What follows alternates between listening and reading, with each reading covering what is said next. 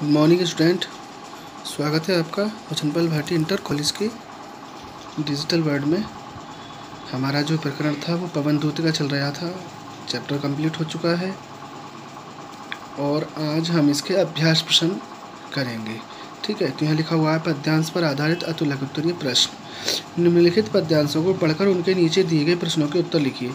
तो ये जो चैप्टर था वो मैंने पहले भी पढ़ाया था और उसकी जो अभ्यास प्रश्न थे वो मैंने पहले भी आपको भेज दिए थे, यानी समझाए थे।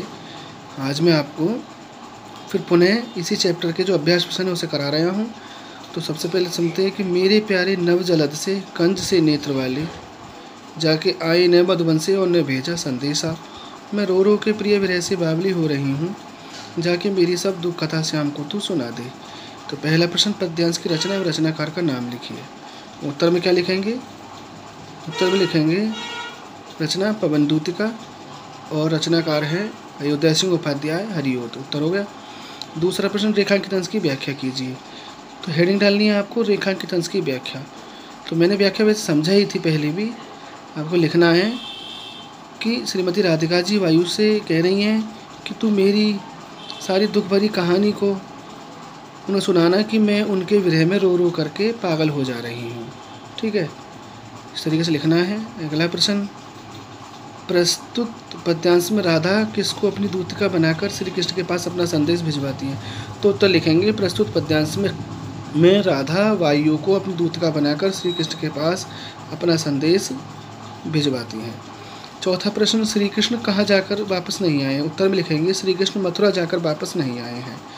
अगला पांचवा प्रश्न, श्री कृष्ण के विरह में रो रो कर कौन पागल हो रही है? उत्तर लिखेंगे श्री कृष्ण के विरह में रो रो करके श्रीमती राधिका जी पागल हो रही हैं। ठीक, ये पहली व्याख्या हुई।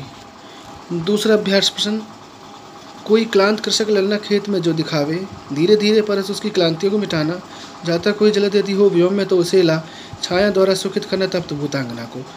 पहला प्रश्न यही है, पद्यांश की रचना और रचनाकार का नाम लिखिए। दूसरा, रेखांकित अंश की व्याख्या कीजिए। हेडिंग डालनी है आपको रेखांकित अंश की व्याख्या और उत्तर में लिखना है आपको, हे प्यारी पवन, यदि कोई मार्ग में तुझे, यदि कोई आकाश में बादल का कोई टुकड़ा घूमता हुआ दिखाई दे तो तू उसे रोक करके उस तपती हुई भूतांगना के ऊपर उसकी छाया कर देना और उसे प्रसन्न कर देना। ठीक है, राधा किसके वियोग में दुखी हैं? अपने दुख में भी अभी उन्हें अन्य किसकी चिंता है? श्रीमती राधिका जी। उत्तर लिखेंगे राधिका जी भगवान श्री कृष्ण के वियोग में दुखी हैं और अपने दुख में भी उन्हें अन्य प्राणियों की, संसार के प्राणियों की भी चिंता है। चौथा प्रश्न है, किसी लज्जाशील स्त्री के संबंध में राधा पवन से क्या कहती हैं?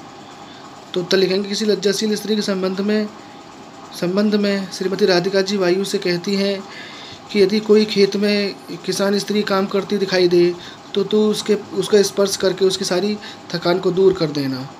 ठीक है।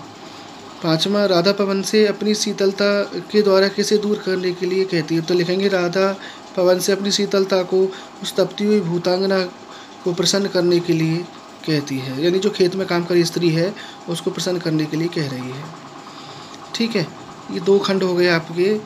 इन दो खंडों को आपको अपनी नोटबुक में बहुत सुंदर हैंड राइटिंग में लिखना है। नोट्स बनाने के तरीके से, जिस प्रकार से नोट्स बनाए जाते हैं इस तरीके से आपको लिखना है।